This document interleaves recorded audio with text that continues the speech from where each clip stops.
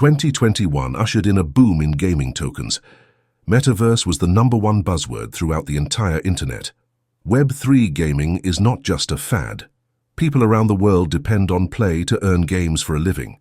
There are a myriad of Web3 games available to play right now, and even more games are currently in production. Wouldn't it be amazing if players could find all of these games on one platform? Well, that platform is already here. So you want to make it a decentralized Steam platform? Outside of crypto, I was a competitive gamer. I was out of 55 million people on PlayStation, I was in the top 100. I was able to get deep in the gaming world and what learns and what works and what doesn't. And I had the realization being in crypto that Web3 gaming is not successful yet because there's no gamers in this space. Like all these big projects, they went to billions of market cap. Yeah, they went to billions of market cap because they're pumped the VC money. There's no players there. Decentraland gets less than 30 players a day. So there's a serious issue here that needs to be addressed. So I have a few different pieces that are going to fix this.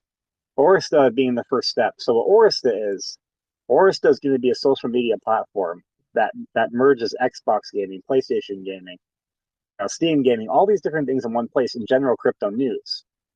And what's going to be exciting about this is it's going to have a system very similar to FredTech where everyone that signs up gets a wallet. And you'll have the ability to tip people in SKOL and some other currencies that we list for writing a good guide, writing a good comment, whatever your reason might be for tipping somebody. This is going to create not only hundreds of thousands of holders for SKOL inevitably, but it's going to onboard a lot of people in the crypto that don't even know what crypto is because they're going to have it in their wallet. Gotcha. So then ties into Runestone. Runestone is going to be our decentralized Steam platform. And what I mean by Steam meaning is you'll be able to go on there and buy your favorite Call of Duty. You'll be able to go on there and, buy Killzone. Whatever developers we get listed, games and studios we get listed, you'll be able to go on there and buy them. And why is that significant and important? Well, Steam came out in public and said they will never allow crypto on their platform. They will never allow blockchain games on the platform. A lot of people think I have the desire to compete with Steam. No, I do not. I want to take the chunk of the market they're ignoring. It'll start out as a centralized platform because all platforms do. But over time, I want to decentralize it and I want the community to completely run it, and everything will be controlled by a DAO. What's exciting about this too is not only will there be revenue share for the top 50 SKOL holders, there's also going to be an affiliate program. So let's say you know a developer studio and you want to convince them to list on Runestone. You'll earn 1% of all their sales for life by getting them listed. So think about this. I have friends like a perpetual. Yeah, I have friends that had that know like Guerrilla Studios, know like Rockstar. They're going to get these people to list, and they're going to earn 1% of all their sales for life. Yeah, that's pretty big. Math is pretty insane. And then 5% of all revenue that goes through Runestone is going to be split to the top 50 holders of SKOL. Okay. But outside of just buying games, the goal of Runestone is to give up. It's also going to give a spotlight and platform for Web3 games, blockchain-based games. Because like even CMC doesn't properly highlight P2E games. Nothing does in this space. So our ultimate goal is to be able to bring Web2 gamers through with this platform because they're going to be on there buying their games they buy on Steam. And then it's going to bring them to these blockchain games, and it's going to create an audience, and it's going to create players. So is it going to be just for blockchain games or no, right? It's going to be Web2 and Web3 games. Yeah. Okay. Web3 is limited in the fact that we need the studio to agree to sign up. We can't just list Call of Duty. Activision has to give us permission. Yeah, absolutely. So, aren't you afraid of like just getting front ran by telling your idea, or you're already far ahead? Nobody's going to be able to do this. I don't have to worry about that. Okay, good. Simply because they don't want to take on the work it's going to take. Like this, if someone was going to do this, they would have did this a long time ago. And even if they try to front run me, they're not going to do it like I'm doing it because they're not going to have a community and token to tie into it. You can't front run the community. You can pay to have people in your community, but you can't front run a loyal community of holders. And the reality is, Runestone's success is going to depend on the holders and getting them out there and convincing devs and studios to list. I have yet to utilize my connections in the gaming world because I'm not going to until these things are live. But I am deeply connected in the gaming world. I can only imagine, being in the top 100, you said? At my peak before crypto kind of dominated my life, I was at 90. say you still have connections. People still know who you are. How long ago was this when you were really into gaming, like big time? I kind of completely stopped about a year ago. Oh, so it's recent. It's not like 5 years ago. Okay. Yeah, I slowly started stepping away like 2 years ago, 3 years ago, but I completely stopped about a year ago, just because I'm simply just too busy. Too busy building. So holders get a piece. Top 50 get a split of 5% of the revenue. But even if you're not in the top 50, think about this. SKOL itself is still getting 5%. Because we're going to be charging the developer 25% tax on the sale. That seems high, but it's not. PlayStation charges 33% and Sony charges 30%. Or sorry, I got that backwards. Steam charges 33% and Sony charges 30%. All right, I said backwards. You know what I mean? Yeah. The point is, 25% is actually way lower than most people are charging. Okay. So in that split, the top 50 will get a chunk of that, but also SKOL itself will get a percentage of that, and then the team will get some of that as well. But that 5% that's going to SKOL, that's going to go to buybacks, that's going to go to marketing, like, you know, the whole 9 yards. What we're going to do with the token at that point is I built the contract to have an automatic buyback in the contract. I just haven't activated it yet. So what I would do at once Runestone's live and successful, I'm going to change. I can never remove taxes in the contract. I purposely launched the contract because I knew I wouldn't be able to renounce it, because with P2E contracts, you have to be able to approve the taxes. You can't have that function. You can't renounce. So I built the contract without the ability to change taxes, without the ability to pause trading, without the ability to mint more tokens. But what I can do is I can change all the tax to go to the buyback wallet. So what I'm going to do in the future, once Runestone's successful, is I'm going to change all the taxes to go to buybacks, and it's going to be automatic. So it'll stay free. It'll stay 3-3 forever, but it'll be 3-3 that's buying the chart forever.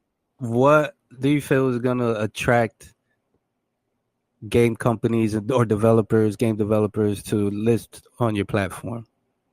The desire to approach a brand new audience they never had exposure to. Let's be real. They're already starting to pick up on it. Like, we haven't seen a real run in gaming and crypto yet. We saw one in 2021, but that was nothing. Right. These people want more growth. They want more money. They're gonna. If this presented to them in an attractive enough way, where they don't have to pay a listing fee, because there'll be no listing fees at launch. They don't have to pay a listing fee. There's no reason to really say no, because they're going to make new revenue and have a new audience. The only thing is, like, this platform is going to be completely crypto driven. There's going to be no option for cash, no option for debit or credit card. Like, that's not going to exist. Strictly pure blockchain. No, and it's great because, you know, this meme coin meta is bringing more and more eyes, more and more younger people. In my opinion, it's making it more acceptable. Of course, you're going to have your coffeezillas out there because he needs to make content. And I mean, a couple other people that just, you know, expose the grifters in the space. And I know that a lot of gamers hated NFTs. How do you feel about that? They don't understand them, and they haven't been utilized properly. NFTs are going to be a deep part of the space. Because here's the thing, they hate them, right? Because sometimes they sell them as add-ons to blockchain games. These same gamers are buying DLC every week. There's no difference. But at least with NFTs, you actually get something that's physically in your wallet. You're not just buying something that's gone. So imagine a game like Call of Duty, where every time you buy like cosmetic items for your character, rather than just buying them and you have them, you actually have an NFT of it. Now that's huge. It just hasn't been done yet in the bigger company aspect, you know? I think Rockstar is going to be the first one to do it, because they've already talked about it. Okay. Supposedly, now this is a rumor, but supposedly even the next Grand Theft Auto might have a cryptocurrency based in it. Wow, that would be so freaking amazing. If that happens, that would change the whole gaming space instantly. And projects like SKOL, they're already ahead of the curve. They would benefit the most from it. Yeah, for sure. Okay. Yeah, I think that the reason that a lot of the gamers hate NFTs is because a lot of them were just pump and dumps, you know, and if you look back, most of them have died down. I mean, of course, they don't understand markets either. So that, you know, some people poke fun at Bored Ape Yacht Club and all this. And then, I mean, they had an amazing run. And all markets go up and down. So that's one thing. They don't understand markets. Things go up, things come back down. But I know there were so many grifts. I mean, even people like Logan Paul and Gary Vee and all these people with their grifts with the NFT space. And that's what was mostly marketed or reported to the public. And they see that and they just all felt like, oh, NFTs are a scam. NFTs are a scam. But like you said, they just don't understand NFTs yet. And the only reason I brought up NFTs is because they are a part of crypto. And I'm just saying, like, and then it leaves a bad taste just for the overall crypto market for a lot of gamers. But like I was saying, I think this meme coin meta is bringing people back, slowly but surely, or maybe even pretty quick. I mean, why did you pick the whole Viking theme? Well, I mean, there's a lot of reasons behind that. I mean, I am a big fan of that, culture, of course. But then, like, even outside of that, there's never been a Viking meta in this space. Isn't that wild? Yeah. You would think there was, right? It's such an obvious meta. Hasn't been done. All the Viking projects, pretty much other than Floki, have just been rugs. Oh yeah. I forgot Floki had a Viking hat.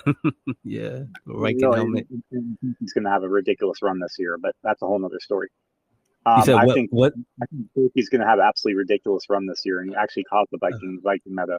But okay, yeah, they're really at the moment, like, there's some stuff on BRC, like there's some stuff out there, but I really don't think there's any solid Viking tokens in the market right now other than SKOL and Floki. Yeah, that been around, proved that that proved in time how long they've been around. There's some newer stuff on Bitcoin, but it's new. So when did you launch? 11 months ago. What do people have to do to be a part of the system? Just buy SKOL? Absolutely, and then we're on 3 different chains. We're on Ethereum, PulseChain, and Solana. We're also on 2 different CEXs. We're on ZegX and non-KYC. Okay, sweet. And can you explain a little bit what your intentions are with this LP web? Oh, absolutely. Just like the TLDR. So, I'll start with basically explaining a bit how it works. So the thing about the space, and what's so strange, is everything is ran by liquidity. People don't realize this. Like, everyone wonders why Bitcoin and Ethereum rule the market. They're the biggest liquidity pair. ETH-BTC is the biggest liquidity pair in crypto. And the way liquidity works is when one asset rises, the other one rises, and vice versa. So what I did with SKOL is, we have our main pair in ETH, but we're also paired in 51 other assets right now. They're publicly announced. And what this does is it creates a system that constantly pushes up the price when these assets rise, and it protects the price when people sell because it will route through these various pools. And we have this spread across 3 different chains and 2 CEXs. And what this has done is this has not only created a system that's constantly generating volume and taxes, but it's giving us the ability to constantly do buybacks and burns almost daily. And we're getting on average of $25,000 in volume a day right now with nobody trading. There's some days where, we don't have any trades, but we still have that volume, which is extremely impressive. It is 25,000, and for a project that hasn't been like really pushed yet, as far as marketing, yeah, that's extremely impressive. Yeah, everything we've done thus far is completely organic. You're on Solana, Ethereum, and PulseChain, right? Absolutely, yes. Okay. Like, would there be a difference if someone was to buy on Solana, somebody buying on Ethereum, somebody buying on PulseChain, or because of this web, they all kind of the price always balances out in that aspect. Like, regardless of which chain you're buying on, at the end of the day, you're going to be the same amount as Ethereum or, Solana. Like, the price evens out. But there is more liquidity on Ethereum. So if you're buying a larger amount, I would recommend buying on Ethereum. Like, I mean larger amount, I mean like 1K plus. You could buy, $200-$500 on PulseChain or Solana with no issue. But when you start buying the bigger amounts, you are going to want to go with Ethereum because the liquidity is higher. Okay. Because we have probably, I think, around $20,000 of liquidity on Solana and about $20,000 worth on PulseChain, and then the rest is on Ethereum. We have about $200,000 in liquidity altogether, which is wild considering our market cap is at 460K. We literally almost have half of our market cap in liquidity. That's how undervalued we are. Yeah, Wow. it's just simply because we're under the radar. We've been building for almost a year, not really stressing about it.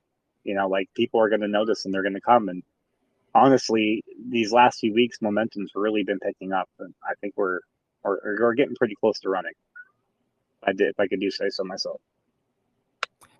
Yeah. The next leg up of this bull cycle is definitely on its way and quickly approaching. Oh, that's the thing. We have yet to see Ethereum run. Anyone that, like, I've heard people think, Solana's going to flip Ethereum. Like, they're crazy. Ethereum's going to stay king. Solana's going to do extremely well this cycle. Don't get me wrong. I'm paired with it for a reason. But no, Ethereum's always going to be king. And I think Ethereum, the next wave of Ethereum season is very close. Uh-huh. I know you're seeing it too with some of the projects you've been watching, and of course Nemo as well, which we have a $50,000 pool at. Yeah. 50. Yeah. Nice. So how are gas fees going to affect the project, or are gas fees even going to play a part in any games and utilities we launch they're going to have the ability to use any of our chains. So when it comes down to that, it's just a matter of preference. That being said, Ethereum gas is at the moment it's very low. Yeah. It's a lot lower than people realize. Like you could do a swap on Ethereum right now as we speak for about $2. There's this misconception that ETH is still $60, $70 a swap, and it's just simply not true. That doesn't mean I can't change as Ethereum pumps, but at the moment, Ethereum is not very much at all to swap on. But even so, we're all about offering different options for people. So you'll be able to use these other chains on these utilities and games that we release. What kind of utilities? Well, I mentioned a few already. Of course, we have, we're going to be releasing Orista, we're going to be releasing Runestone. We're going to be releasing Ride, which we did not discuss. That's being developed as we speak, and that's going to be an OTC platform. Oh. Now, that I feel is very important because that really doesn't exist on a smaller scale right now. Like imagine the perspective of this. Imagine that, a vetted quality project in Solana wanted to be able to sell tokens for marketing, but don't want to sell them a chart. They could simply sell them on the OTC platform. Think about how game-changing that would be for Solana, where devs didn't have to dump tokens on the charts anymore. Okay, so you're saying the OTC platform for any token, not just... If we choose to list them, there is going to be a vetting process. Okay. We won't take with any project. It's going to be strictly vetted, and there's going to be a listing fee as well, of course. But yes, this will give you the ability to OTC your trade, SKOL, or whatever other token in a trustless, safe manner. And the top 50 holders of SKOL actually earn 50% of the revenue this platform generates. And what's cool about that, let's say there's 20 different projects listed, right?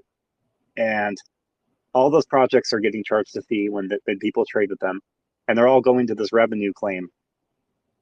People are going to be able to have a diverse portfolio and multiple assets just by holding SKOL, because they're going to be earning the piece of all these different tokens that are listed. So you might end up, every time you claim, you might end up with 30 different tokens in your wallet. Pretty cool, huh? Yeah. Yeah, I'm so excited about it. And this is being developed as we speak. We just recently brought on a developer that's pretty well known in the space. Wes, I know you know him. I'm excited, to say the least. Sweet. This is all amazing. You're definitely filling the gap in the space because, I know influencers that are starting to push some of the games, some of the blockchain games. There's going to be a need for it. A platform just like this for people to just be able to go and look through the list of games instead of just having to go to 100 different websites to download, and look through them all and to download whatever game they want to play. And then, it's amazing. It's amazing. People, I'm sure you're going to have the ranking, the comments or the reviews, all that good stuff, Absolutely. right? Mm-hmm. Yeah. Yep. And the tipping system will be in Runestone as well as Orista. So people will actually be able to pay developers and show their appreciation. This is something that, for whatever reason, Steam doesn't have. Let's say I buy a game and I want to, I'm impressed, I want to give the developer a bit more. I can't do that on Steam. That's true. I've never even considered that, but yeah. So this is something that'll be offered. Like during my time in competitive gaming, there was the website I mainly used, which is PSN Profiles. I watched developers go on that website and write guides for the community, and the community just treat them like dog crap and just try, made fun of them and did all these horrible things. And I'm just like, that's awful. Like with Orista, developers are going to have their own tags. They're going to be highlighted. There's new ways people can tip them based on their work. Like it's just a simple little thing. These people work hard. There should be ways to show your appreciation. Absolutely. And it's like it's not a lot of work on any of these platforms' ends. So there's no excuse not to have that. So it's something I feel very passionate about, and I think is very important. I'm getting excited just hearing you talk about it, because I forgot that that's what you wanted to make. It's actually a platform like Steam. I don't know why I keep thinking you're building a game and not this amazing platform. We do have 4 games live, and we do have a metaverse live, and we have staking live too. But these are just things that are a bonus to what our main mission is and what we're going to create. Like we're going to have more games like as time goes by, but the platform is the end game. That's the path we're going towards. But we'll never stop building. The ecosystem will just keep growing and growing. And the beautiful thing is it'll always be surrounded by one token with a constant shrinking supply. Because all of our games are metaverses burn tokens as well. I didn't mention that. Oh, it's deflationary. Yep. And we've already burned over 52% of our supply. What? Yep. Oh, that's insane. And that's part of the reason the OTC platform exists, because there's not enough supply. Pretty soon it's going to be extremely difficult to get a top 50 position. So the holders that were early and accumulated, they're going to be rewarded, because down the road some whale's going to want a top 50 position. He's not going to be able to buy it. Well, they're going to be able to put their position on that platform at whatever price they choose. If they feel their position is worth 10x the value, they can sell it for that. And they don't have to worry about hitting a chart. Yeah, I like that. So it's something I felt was important to have. Mm-hmm.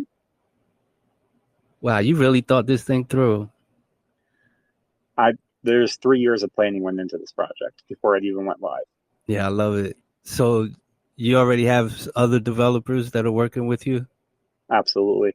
My lead game developer used to actually work for Guerrilla Games. He's very, very experienced, and he's working on the gaming side of it. And then I have Wes, who just got brought in. He's going to be building some of the utilities outside of gaming, like Ribe, and he'll be helping Orista and Runestone. He'll be helping build those, and we'll probably expand more. To be honest, talking to people and just looking for the right one. I am not rushing it, and I'm being very selective. It took me a long time to find someone like Wes to bring on board that I felt was a good fit. Okay, final question. How far out do you see this being live? I'd like to have it live by the end of the year. That's my goal. Oh, wow. Okay. Mm-hmm. All right. That being said, it will be rushed, and we will do it right. But I think it's a realistic goal at this moment. Oh, man. Okay. Well, people better start scooping up some SKOL then. You know how they say, why go mine for gold when you can just sell the shovels, the picks and the shovels, right? Man. And anybody that's listening to this now, you might want to take a look at SKOL, getting on something like Steam from the ground up, being an investor. Can you imagine is Steam even public? No, I don't believe so. They average about $20 billion a year in revenue, though. How much? $20 billion. Whoa. Yeah, imagine even just 1% of that, and you're earning that revenue. Yeah, the numbers it could be quite something. I mean, that won't happen overnight, but once the platform is live, I believe we have the right connections to make it a success.